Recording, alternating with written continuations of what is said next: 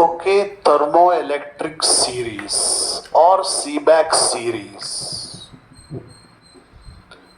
So we know about that Seebeck effect and also neutral temperature inversion temperature relation.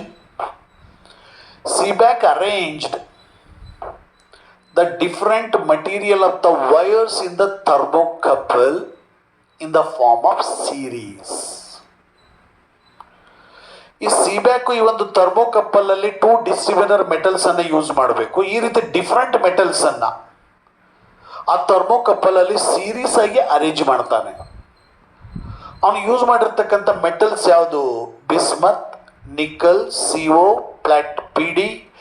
PT, platinum, uranium, copper, Mn, manganese, Ti, Hg, Mercury, Pb, lead, Sn, ಸ್ಟ್ರಾನ್ಸಿಯಂ, ಕ್ರೋನಾನ್, Mo, then RH, IR, Au, golds, Ag, silver, zinc, W, Cd, cadmium, Fe, As,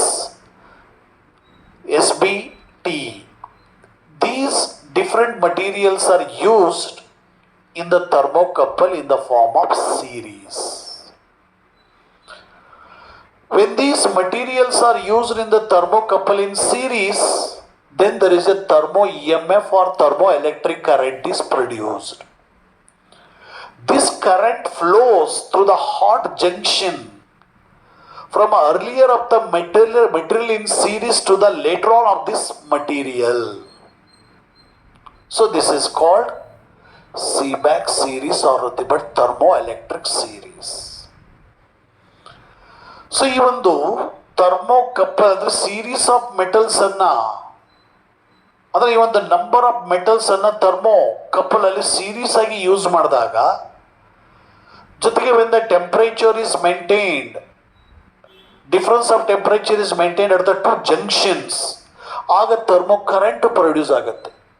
ಆ thermo electric current flows through the hot junction. ಎಲ್ಲಿಂದ? From earlier of the material in the series. ಈ series ಅಲ್ಲಿ earlier ಇರ್ತಕ್ಕಂಥ material ಇಂದ ಆ ಲೇಟ್ರಾನ್ ಇರ್ತಕ್ಕಂಥ material ಮೂಲಕ ಆ ಒಂದು ಕರೆಂಟ್ ಪಾಸ್ ಆಗುತ್ತೆ through the hot junction. For example copper iron, ಇಲ್ಲಿ ನೋಡಿ, ಇಲ್ಲಿ ಕಾಪರ್ ಇದೆ, ನೆಕ್ಸ್ಟ್ ಇಲ್ಲಿ ಐರನ್ ಇದೆ. Early material is copper and later material is iron. ಹಾಗಾದ್ರೆ ಈ ಒಂದು current is flows from copper to the iron through the hot junction. ಅದೇ ರೀತಿ ಬಿಸ್ಮತ್ ಅಂಡ್ ಆಂಟಿಮನಿ ತಗೊಳ್ಳಿ. ಬಿಸ್ಮತ್ ಇಲ್ಲಿದೆ, ಆಂಟಿಮನಿ ಇಲ್ಲಿದೆ. ಫಸ್ಟ್ ಇದು ಎರ್ಲಿಯರ್ ಮೆಟೀರಿಯಲ್, ಇದು ಲೇಟರ್ ಮೆಟೀರಿಯಲ್ ಇದೆ ಈ ಒಂದು ಸೀರೀಸ್ ಅಲ್ಲಿ. ಹಾಗಾದ್ರೆ current is flows from bismuth to antimony through the hot junction or antimony to bismuth through the cold junction.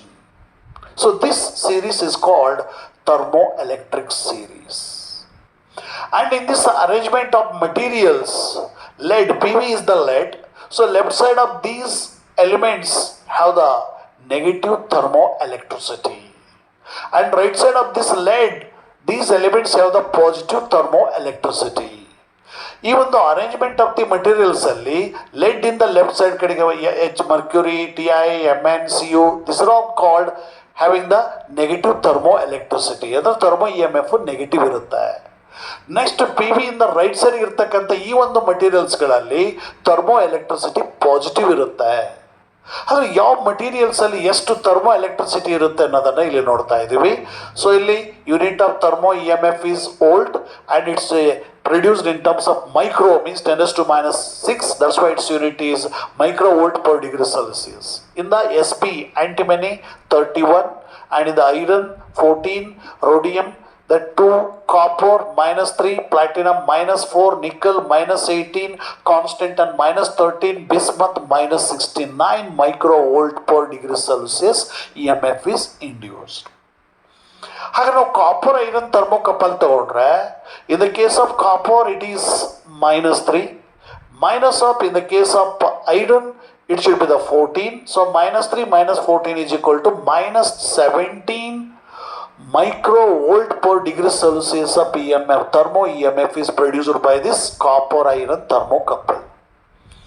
Now in the SPBI, bismuth and antimony bismuth thermocouple ತಗೊಳ್ತಿದ್ವಿ. ಹಾಗಾದ್ರೆ SB ಹಾಗಾದ್ರೆ S ಬಿನಲ್ಲಿ ಇರ್ತಕ್ಕಂಥ ಈ ಒಂದು thermo E M F 31 ಇದೆ. Then ಬಿಸ್ಮತ್ತಲ್ಲಿ ಇರ್ತಕ್ಕಂಥ thermo E M F -69 ಇದೆ. 31 minus of -69 is nothing but plus 69.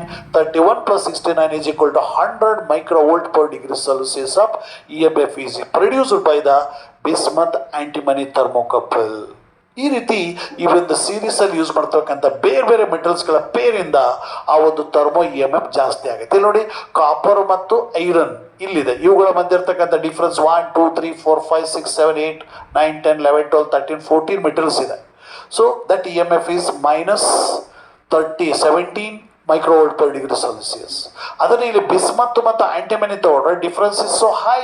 ಅಂದರೆ ಈ ಒಂದು ಮೆಟಲ್ಸ್ಗಳು ಅಂದರೆ ಅರ್ಲಿಯರ್ ಮೆಟಲ್ ಮತ್ತು ಲೇಟರ್ ಮೆಟಲ್ ಬರ್ತಾ ಇರ್ತಕ್ಕಂಥ ಡಿಫ್ರೆನ್ಸ್ ಹೈ ಇರೋದ್ರಿಂದ ಆಗ ಥರ್ಮೋ ಇ ಎಮ್ ಎಫ್ ಸಹಿತ ಹೈ ಆಗುತ್ತೆ. ಅದನ್ನು ಬಿ ಐ ಮತ್ತು ಟಿ ಐ ಯೂಸ್ ಮಾಡಿದ್ರೆ again that thermo E M F becomes the maximum.